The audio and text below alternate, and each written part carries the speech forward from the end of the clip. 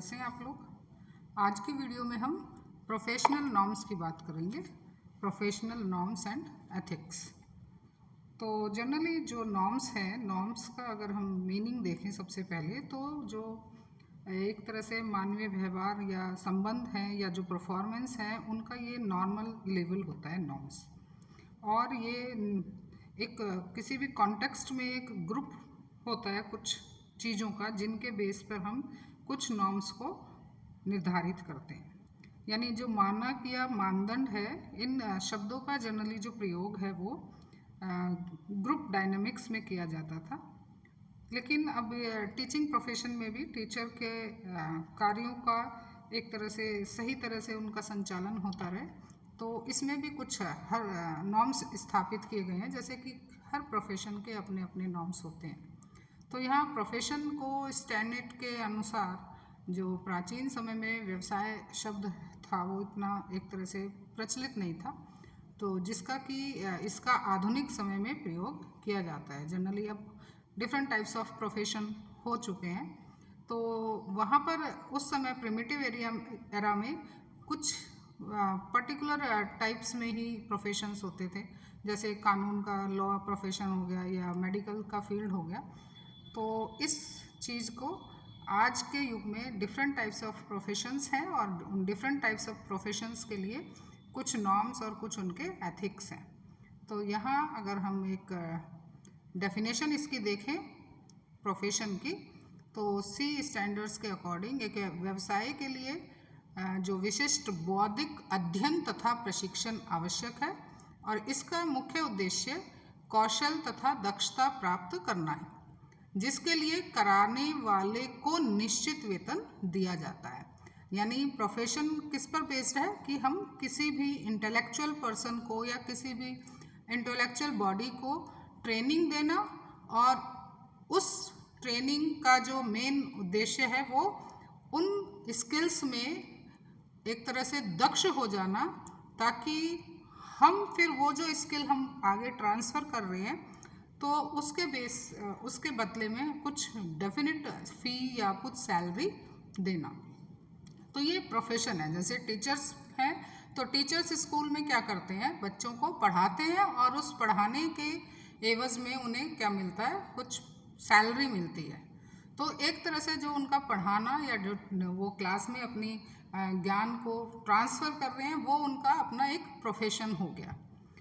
Then यहाँ पर अगर हम बात करते हैं मीनिंग ऑफ प्रोफेशन नॉर्म्स की, जो मैंने ये कॉर्नर में लिखा हुआ है, तो मीनिंग ऑफ प्रोफेशन नॉर्म्स क्या है। प्रोफेशनल नॉर्म्स मानदंडों की वह श्रृंखला जो भिन्न भिन्न स्थितियों में सदस्यों के कृत्य अकृत्य, आदर्श, आचरण, अनाचरण, व्यवस्था आदि को शामिल करें, अर्थात वे नियम जो सदस्यों को निर्देशित करते हैं कि क्या करना है क्या नहीं करना है, ये सब क्या कहलाते हैं, प्रोफेशनल नॉर्म्स होते हैं।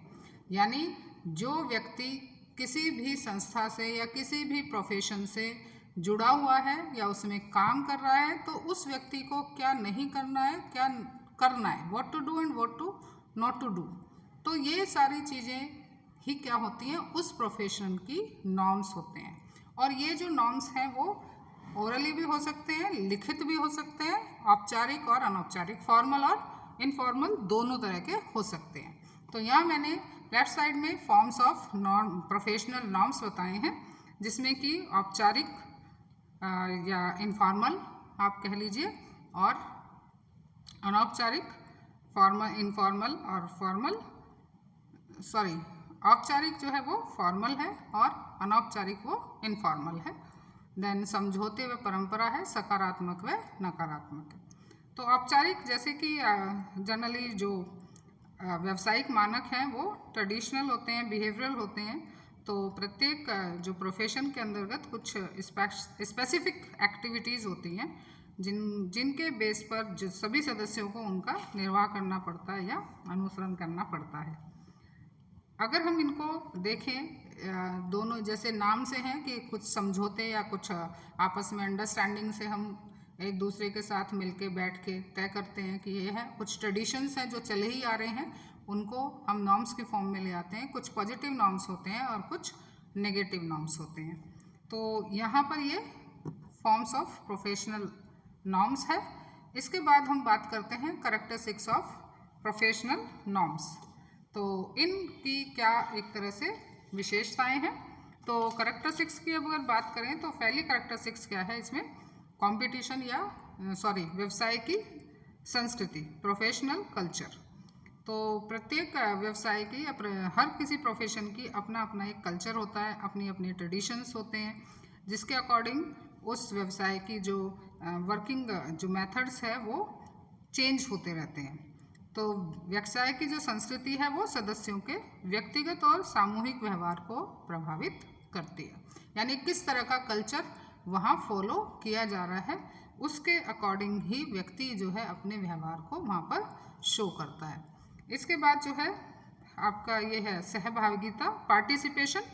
तो पार्टिसिपेशन का अगर हम रिसर्च करें इस बात पर, तो रिसर्च से ये बात प्रूफ हुई है कि व्यवसाय में अपने सदस्यों के साथ पार्टिसिपेट करना, उनके साथ संलग्न रहना, इस तरह का जो वातावरण है वो क्या करते हैं, अगर इस तरह का वातावरण किसी भी व्यवसाय में हम एक तरह से जनरेट करने में सफल हो जाते हैं तो वहाँ पर व्यवसाय जो है वो बहुत अधिक इफ़ेक्टिव होता है।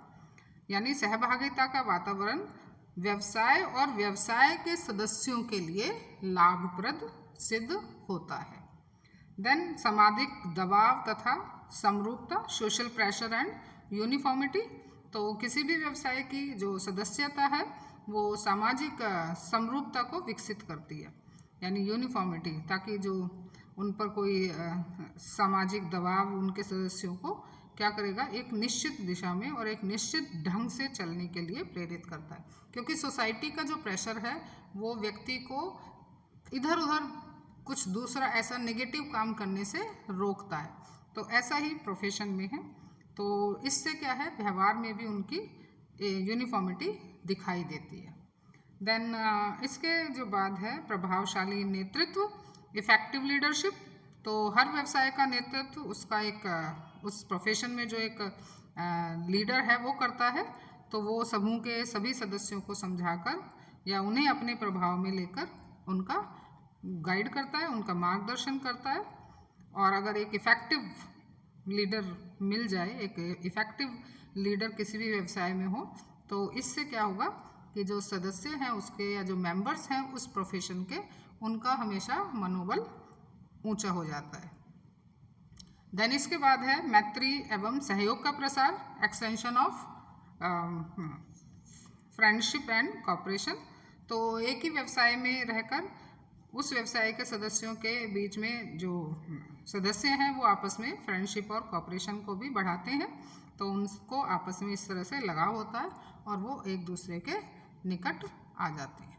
अब यहाँ पर हम देखते हैं कि जैसे जैसे समय बदल रहा है तो शिक्षा के क्षेत्र में वैसे वैसे टीचर का रोल भी है वो चेंज होता जा रहा है। अगर हम ट्रेडिशनल के टीचर की बात करते हैं तो एक traditional teacher expert knowledge transmitter होता था, यानी उसको ज्ञान का अपना संचरण करना था। जबकि 21st सेंचुरी के अकॉर्डिंग जो टीचर है वो फैसिलिटेटर है, कोच है, कोलैबोरेटर है, यानी उसे बहुत सारी भूमिकाएं निभानी पड़ रही हैं। तो यहाँ role of teacher in changing time मैंने इन्हें समअप किया है। तो साइंटिफिक और टेक्निकल डेवलपमेंट के कारण एक टीचर को यहाँ पर एक तरह से वैज्ञानिक दृष्टिकोण भी अपनाना पड़ता है। उसे रीथिंक का अपने जो अप्रोचेज हैं टीचिंग की और लर्निंग की, उनको बार बार उसमें विचार करना, उनमें चेंजेस लाना है। एक्सप्लोजन ऑफ नॉलेज, उसको एक तरह से ज्ञान का एक विस्फोटक होना चाहिए, यानी अपने को अपडेट हमेशा करना पड़ता है। और paradigm shift from teacher centred approach to learner centred.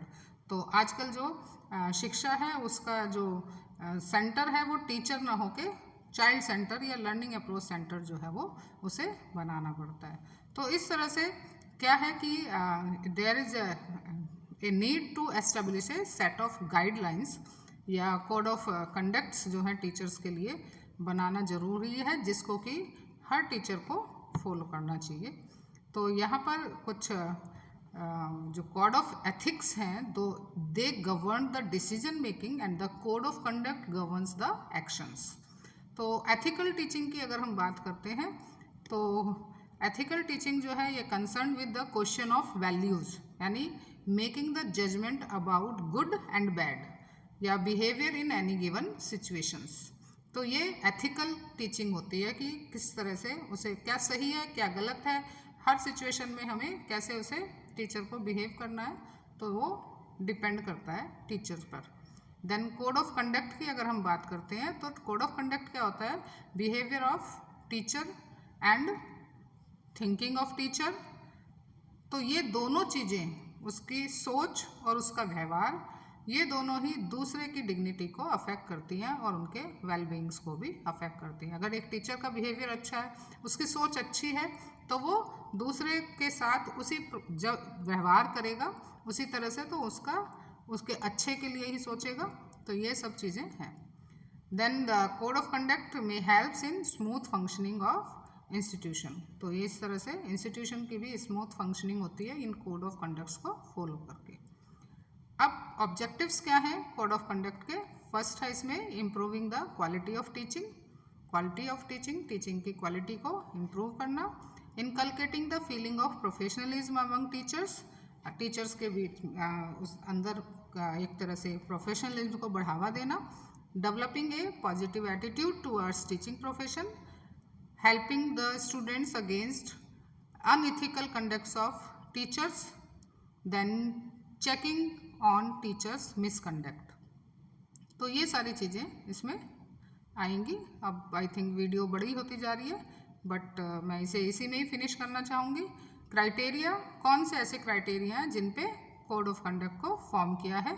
First है ethical student teacher relationship, student और टीचर के बीच में रिलेशन कैसा है, टीचर और स्टूडेंट के बीच में रिलेशन कैसा है। ये दोनों ही चीज़ें अलग अलग हैं, स्टूडेंट का टीचर के साथ और टीचर का स्टूडेंट के साथ। Then teachers professional security and professional conducts और टर्म्स ऑफ एम्प्लॉयमेंट्स। तो जो भी चीज़ें हैं व्यवसाय से संबंधित, ये 3-4 क्राइटेरिया लेकर ही कोड ऑफ कंडक्ट्स बनते हैं। अब इन कोड ऑफ कंडक्ट्स की बात करें तो एक टीचर के लिए क्या क्या कोड ऑफ कंडक्ट्स हैं? जैसे क्लासरूम टीचिंग, उसे अपनी क्लास में टीचिंग को कैसे मैनेज करना है, क्या उसे पढ़ाना है, कैसे उसे पढ़ाना चाहिए, कौन सी मेथड्स को यूज़ करना चाहिए। इसके बाद आपका है बिहेवियर एग्जामिनेशन, तो एग्ज़ाम में बच्चे को हेल्प करना, उनको अच्छे से गाइड करना, उन्हें सारी इंस्ट्रक्शंस को देना।